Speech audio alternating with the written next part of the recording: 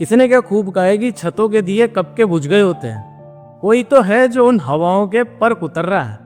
जय श्री महाकाल में राजा अग्रवाल एक बहुत सुंदर सी कहानी सुनाता हूँ। एक बार एक वैद्य जी का दवाखाना था और वैद्य जी रोज सुबह जब दवाखाना जाते थे तो उनकी धर्मपत्नी रोज उनको एक चिट्ठी देती थी जिसमें उनके घर का सामान होता था।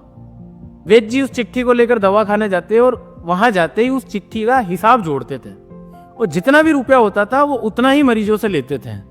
वो हिसाब पूरा होने के बाद वो मरीजों से एक भी रुपया नहीं लेते थे, चाहे जितना अमीर आदमी हो। अब एक दिन वैद्य जी दवाखाने में पहुंचे, चिट्ठी निकाली तो उसमें घर के सामान के साथ साथ नीचे लिखा हुआ था कि बेटी के शादी का सामान भी लाना है। वैद्य जी ने ये बात पढ़ी तो उन्हें समझ नहीं आ रहा था कि इतना सारा सामान आएगा कहाँ से, मैं इतना सारा पैसा लाऊंगा कैसे। वैद्य जी सोच ही रहे थे, तभी उनके दवाखाने के सामने एक कार रुकती आके। कार में से एक सज्जन व्यक्ति उतरता है और उनके दवाखाने के अंदर आके बैठ जाता है। वैद्य जी उस सज्जन व्यक्ति से पूछते हैं कि बताओ क्या बीमारी है। तभी वो व्यक्ति वैद्य जी से कहता है कि वैद्य जी मैं कृष्णलाल, शायद आपने मुझे पहचाना नहीं। बरसों पहले एक बार मेरी गाड़ी आपके दवाखाने के बाहर पंचर हो गई थी। मेरा ड्राइवर पंचर बना रहा था, तभी मुझे छाया में बैठना था और मैं आपके दवाखाने के अंदर आके बैठ गया था। बैठा ही था कि एक छोटी सी बच्ची थी जो आपसे जिद कर रही थी कि बाबूजी घर चलो, मुझे खाना खाना है, मुझे भूख लग रही है। लेकिन आपको लग रहा था कि शायद मैं बीमार हूँ, मुझे कुछ चाहिए, इसलिए आप घर नहीं जा रहे थे। तो मैंने भी सोचा क्यों ना आपसे बात ही कर ली जाए।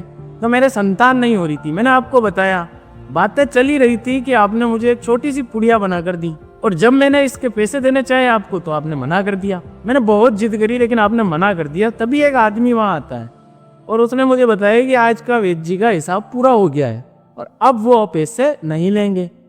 मैंने पूरी बात पूछी तो मुझे समझ में आया।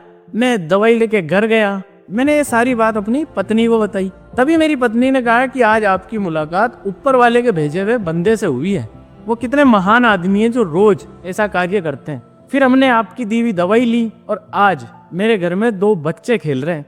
वैद्य जी आज बरसों बाद में वापिस आपके शहर में आया था और मेरी आज भांजी की शादी है, तो मैं उस शादी का सामान लेने बाजार में गया था। पता नहीं क्यों मुझे उस बच्ची की याद आ रही थी बार बार, तो मैं जो भी सामान ले रहा था वो रिपीट करता जा रहा था, हर सामान 2-2 ले रहा था। ये बात सुनकर वैद्य जी की आंखें नम हो गई। वैद्य जी ने कृष्णलाल जी को गले लगा लिया। वैद्य जी ने कृष्णलाल जी से कहा कि आप यकीन नहीं करोगे, आज जो मेरी धर्मपत्नी ने मुझे चिट्ठी बनाकर दी है उसमें घर के सामान के साथ साथ मेरी बेटी की शादी का सामान भी लिखा था।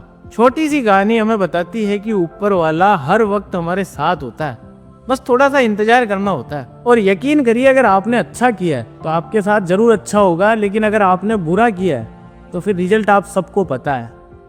और हमेशा की तरह मैं बस यही कहना चाहूंगा कि हमेशा लोगों की मदद करते रहो, ऊपर वाले पर विश्वास रखो, खुद की मेहनत पर विश्वास रखो और अब बस बहुत हुआ, उठो, लड़ो, जीत कर दिखाओ, दुनिया सिर झुकाएगी।